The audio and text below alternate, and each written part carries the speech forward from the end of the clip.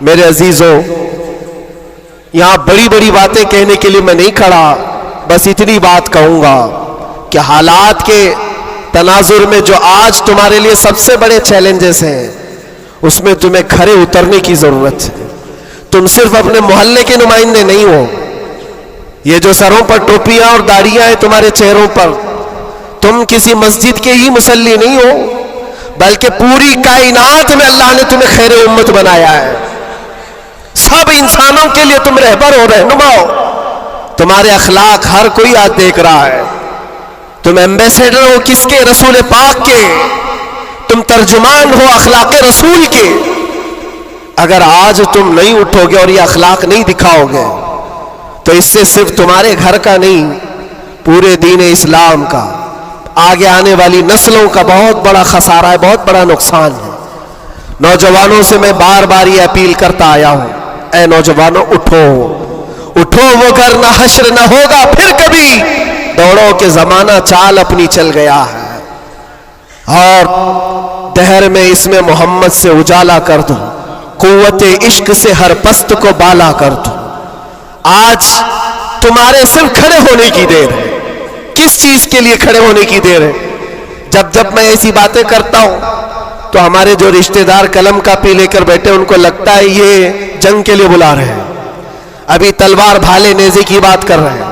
میرے عزیزوں، تمہارے لیے سب سے بڑا ہتھیار عشق مصطفیٰ ہے، عشق رسول ہے، محبت مصطفیٰ ہے، اور جب وہ کسی کے اندر آ جاتا ہے تو پھر اس کے اخلاق سے وہ نظر بھی آتا ہے، اس کے اخلاق سے وہ نظر آتا ہے۔ جاہل عاشق رسول نہیں بن سکتا، عاشق رسول علم کی طرف بڑھتا ہے۔ جاہل اور ایسا بدعقیدہ جو دعویٰ کرتا ہو حضور کے غلام ہونے کا، اگر اس کی زبان میں سچائی نہیں ہے تو وہ عاشق رسول ہے ہی نہیں۔ اللہ کے نبی صلی اللہ تعالی علیہ وسلم نے فرمایا، میرے غلاموں میں سے جتنے ہیں اگر کوئی منافق ہو تو منافق کے اندر دو عادتیں جمع نہیں ہو سکتی۔ حضور پاک صلی اللہ علیہ وسلم فرماتے ہیں دو عادتیں منافق کے اندر نہیں آ سکتی۔ وہ کون سی دو عادتیں؟ اچھے اخلاق۔ یہ اچھے اخلاق، یہ صرف ہنس کر کے ملنا، اس کو اچھے اخلاق نہیں کہتے، وہ بہت لمبی اس کی ایک تشریح ہے۔ اچھے اخلاق منافق کے اندر نہیں آ سکتے۔ اور دوسری چیز، اللہ پر توکل اور رسول کی ہر بات پر یقین، یہ منافق کے اندر نہیں آ سکتی۔ میں آپ سے پوچھتا ہوں، اللہ رب العزت کی ہر بات پر آپ کو یقین ہے؟ رسول پاک کے ہر فرمان پر یقین ہے؟ بے شک۔ اگر یقین ہے تو یہ زبان سے بولنے کی بات کیا ہے؟ پھر تمہارا عمل کہاں ہے؟ اسی لیے سیدنا ابو بکر شبلی رحمۃ اللہ تعالی علیہ سلسلہ قادریہ کے بڑے بزرگ ہیں، غوث پاک کے دادا پیروں میں آتے ہیں۔ آپ کہتے ہیں میری زندگی کا سب سے کٹھن سوال، سب سے مشکل سوال یہ ہے، اگر کسی نے مجھ سے پوچھ لیا کیا تم حضور پاک صلی اللہ علیہ وسلم سے محبت کرتے ہو، وہ کہتے ہیں میرے لیے سب سے کٹھن سوال ہے۔ ابھی میں پوچھوں تو سب ہاتھ بھی اٹھائیں گے، سب اٹھا دیں گے، حضور پاک صلی اللہ علیہ وسلم سے محبت ہے، یعنی سب چلا کے بولیں گے ہے۔ لیکن حضرت ابو بکر شبلی کہتے ہیں یہ میرے لیے اس کا جواب سب سے مشکل ہے۔ کہا اس میں کیا مشکل ہے؟ آپ فرماتے ہیں اگر نہ کہہ دیا تو ایمان چلا جائے گا، اگر نہ کہہ دیا تو ایمان چلا جائے گا، اور اگر ہاں کہوں تو میرے اعمال اس کے مطابق نہیں، جھوٹا پڑ جاتا ہوں، دل ملامت کرے گا، زبان سے تو رسول پاک کی محبت کی بات کرتا ہے، کہاں ہے تیرے عمل؟ عزیزان گرامی وقار، یہ دو عادتیں میرے آقا فرماتے ہیں منافق کے اندر نہیں آ سکتی، اچھے اخلاق اور اللہ اس کے رسول پر یقین کامل۔ یقین سے ہی تو عاری ہوتا ہے منافق، یقین اس کا ختم ہو چکا ہوتا ہے۔ یہاں ابھی لکی ڈرا شروع ہو جائے اور چیٹ پہ چیٹ ہوتے رہتے، ہر سال ہوتے رہتے، پھر بھی اس میں گھستے بھی رہتے۔ لاکھ کا 2 لاکھ بنانا ہے، ابھی دیکھو کتنے آ جائیں گے، اور کیسے کیسے چیٹر لوگوں پر یقین کرتے ہیں، اور 2-4 لوگوں نے بول دیا کہ نہیں میرا بھی ڈبل ہوا ہے، سب آ گئے، لائن لگ جاتی ہے، کئی 100 کروڑ کھا کر کے چلے جاتے ہیں۔ ان پر تمہیں یقین ہے؟ اور مصطفیٰ کریم صلی اللہ تعالی علیہ وسلم نے فرمایا تم صبح اپنی نیند کو چھوڑ کر بستر کر چھوڑ کر اپنے گھر سے وضو کر کے مسجد کی طرف نکل کر آئے, 2 رکعت نماز ادا کر لیا. حضور پاک صلی اللہ علیہ وسلم فرماتے پوری دنیا کی دولت سے زیادہ قیمتی ہے. سبحان اللہ, سبحان اللہ. یقین ہے اس پر تو انویسٹ کرو. اگر حضور پاک صلی اللہ علیہ وسلم کی ہر بات پر یقین ہے تو انویسٹ کرو اس میں. آج یہی تو بات ہے, یہ سب سے بڑا چیلنج ہے. منافقت آنے لگ گئی ہے, بزدلی کہاں سے آتی ہے؟ اللہ اس کے رسول کی ہر بات پر یقین کامل ہو جائے بندے کو تو پھر وہ منافق نہیں رہتا, وہ ایمان والا ہوتا ہے. اور پھر مصیبتیں تو آئیں گی لیکن مصیبتیں اس کا کچھ نہیں بگاڑ سکتی. حضرت ابو ہریرہ رضی اللہ تعالیٰ عنہ کی حدیث ہے, فرماتے ہیں اگر مجھ پر 10 پہاڑ بھی نازل ہو جائیں, اتر جائیں, تب بھی میں خوف زدہ نہیں ہوتا, ڈر نہیں ہے مجھے. کہا کیوں؟ کہا قرآن کی ایک آیت میرے لیے کافی ہے. پوچھا کون سی آیت؟ فرماتے اللہ فرماتا ہے قُلْ لَن يُصِيبَنَا إِلَّا مَا كَتَبَ اللَّهُ لَنَا هُوَ مَوْلَانَا وَعَلَى اللَّهِ فَلْيَتَوَكَّلِ الْمُؤْمِنُونَ. فرماتے ہیں اللہ نے اپنے نبی سے کہا ہے اے محبوب آپ فرما دیں ہرگز ہم کو کوئی مصیبت نہیں آتی, اتنی ہی آئے گی جتنا اللہ نے لکھا ہے. سبحان اللہ, سبحان اللہ. اتنی ہی آئے گی جتنی اللہ نے لکھا ہے. اور پھر آگے رب تعالیٰ فرماتا ہوا مولانا, وہی ہمارا مددگار ہے, وہی ہمارا مددگار ہے. وعلی اللہ فلیتوکل المؤمنون, اور مومنوں کو چاہیے کہ اللہ ہی پر بھروسہ کریں. بڑے بڑے لوگوں کو دیکھا لیکن قید کے دوران, جیل کے دوران کچھ چھوٹے چھوٹے لوگوں نے ہمیں بہت کچھ سکھایا. گجرات کے ایک چھوٹے سے گاؤں کا رہنے والا قیدی آ گیا تھا, مانسک سنتولن بگڑا ہوا تھا, گھر والے بھی چاہتے تھے اندر ہی رہے, چھڑانا بھی نہیں چاہتا تھا کوئی, اٹھا پٹک زیادہ کرتا تھا, جوان تھا اور اندر رہا. مہینہ گزرنے لگ گیا. وہاں ہوتا ایسا نظام ایسا ہے کہ ہر ہفتے گھر والوں کی ملاقات آ جاتی, جالیوں میں ادھر سے ہم, باہر سے رشتہ دار, ہر قیدی کے کوئی کبھی ماں کبھی باپ کبھی بھائی بہن ملاقات کے لیے ہفتے میں 1 مرتبہ ٹائم ملتا ہے 15 منٹ. لیکن اس بندے کا کوئی آتا ہی نہیں تھا, ملنے بھی نہیں آئے. مہینہ گزر جاتا, یہ اٹھا پٹک شروع کر دے, لوگوں کو مارنا. تو جیلر جو ہے گھر کو فون لگاتا اس کے اور کہتا کہ بھائی تمہارا بیٹا ہے, کبھی تو آؤ ملاقات لو اس سے, سب کو پریشان کر رکھا ہے. اور اس لیے کہ قیدیوں کی جو حالت بگڑتی ہے تو یہ بہت بڑا ڈینجر مسئلہ ہوتا ہے, ان کو سنبھالنا. باہر آپ ادھر ادھر ہوئے تو اندر ڈالیں گے, اندر ہی بگڑا تو پھر کون سا اندر, وہ لاسٹ منزل ہے. اور اسی لیے وہاں جانے کے بعد ڈر بھی نکلتا ہے لوگوں کا, اس کے بعد کہاں جانا ہے, اب سیدھے جنت ہے. آپ سنیں اس بات کو. اس کا باپ آیا اور کہا کہ بیٹا تھوڑے دن ہو گئے. اس نے پوچھا کب چھڑاؤ گے مجھے, بیل کب ہوگی؟ چھوٹے سے کیس تھے. کہا اس منڈے کو جو ہے تمہاری بیل رکھ دوں گا, چھوٹ جاؤ گے, اس منڈے کو نکل جاؤ گے. وہ آیا, سب بیٹھے ہوئے تھے, خوشی سے اعلان کرتا منڈے کو میں چلا جاؤں گا, منڈے کو چھوٹ جاؤں گا. منڈے آیا, ٹیوزڈے آیا, وینسڈے آیا, پھر ہفتہ 2 ہفتے اس کا باپ آیا ہی نہیں. مہینہ گزر رہا ہے, پھر یہ اٹھا پٹک شروع کرے. پھر فون کر کے اس کے باپ کو بلایا, آؤ ملاقات لو. باپ آیا, پھر پوچھا کب ہوگا ابا؟ کہا میں تھوڑا سا کام میں بزی تھا, اس منڈے تو تیرا ہو جائے گا, اس منڈے کو ہو جائے گا. یہ آتا اور کہتا پھر بیچارہ وہاں تو ایسے ہی ہے, سب تنکے کے سہارے پہ ہی رہتے. وکیل بولتا ہے اس ڈیٹ میں ہوگا, ہاں ٹھیک ہے, اس کے علاوہ کرے کیا؟ تو وہ سب سے کہتا ہے اس منڈے کو پکا ہے. وہ بھی گیا منڈے. پھر 1 مہینہ گزرا, یہ 6 مہینے اس کا باپ ہر منڈے کو ہی بولتا تھا, بار بار آئے, توجہ چاہتا ہوں. اور حالت ایسی ہو گئی 6 مہینے کے بعد وہ باپ سے مل کر کے اندر آ رہا ہے, سارے قیدی خود ہی بولنے لگے اس منڈے کو ہے نا تیرا. اس کے بولنے سے پہلے ہی کہتے اس منڈے کو بیل ہے نا تمہاری, ضمانت ہونے والی ہے. اس کو ہرٹ ہو گیا, تکلیف ہو گئی. جب دل پر کسی کے چوٹ لگتی ہے تو ٹوٹے ہوئے دلوں کی بہت جلدی سنی بھی جاتی ہے.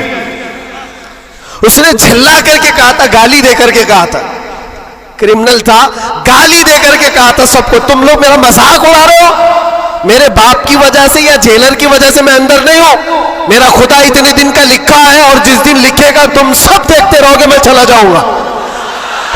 کیا بات ہے, واہ واہ. ہم نے سوچا یہ کہاں سے اتنا بڑا ایمان آیا, اور اتفاق سے سنیچر کے دن وہ اپنے باپ سے مل کر کے آیا تھا, اس کو چڑھایا گیا تھا اور وہ بپھر کر کے اس طرح کی بات کیا تھا, اور منڈے کے دن اس کا باپ ضمانت کا بیڑا لے کر آ ہی گیا,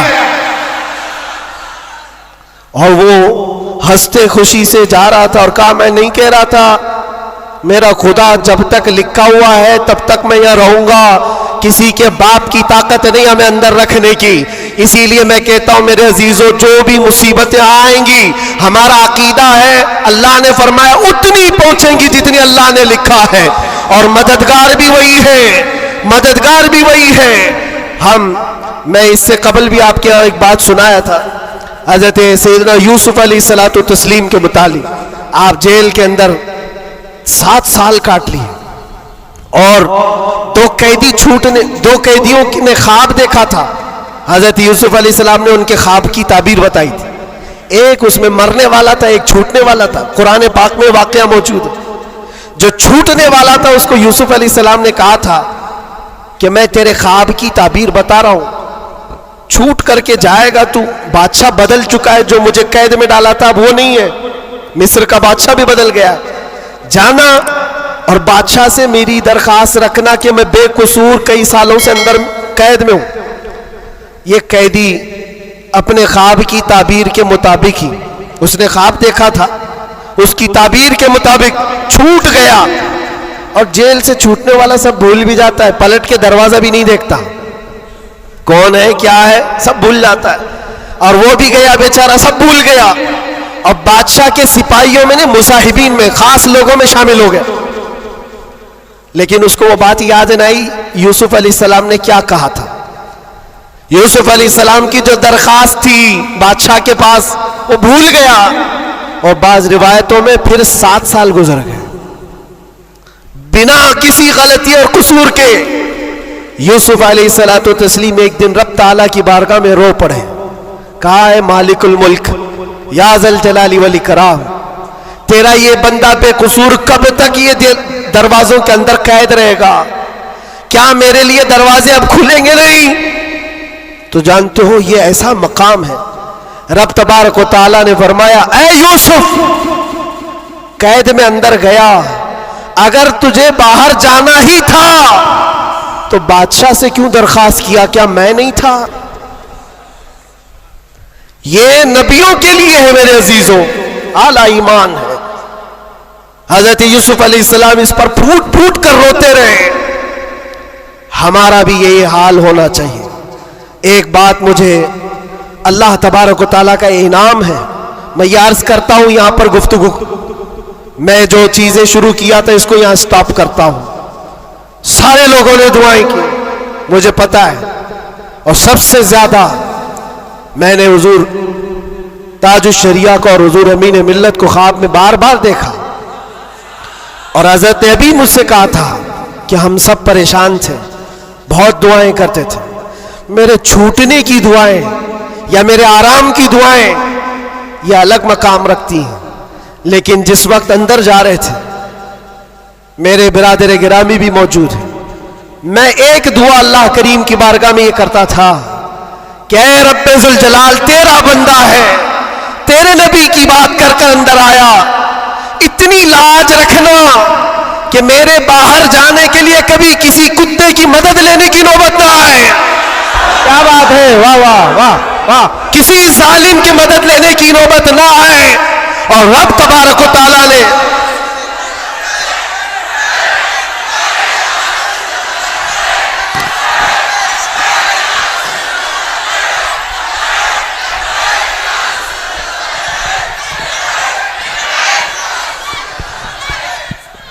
اس بات کی وضاحت بھی کر دوں, بہت بڑی ذمہ دار شخصیت موجود ہے, میرے الفاظ کا میں ذمہ دار ہوں, جو کچھ کہہ رہا ہوں اور لوگوں کو پھر یہ لگتا ہے یہ اتنا سب ہو جانے کے بعد پھر بھی کتا کہتے ہیں.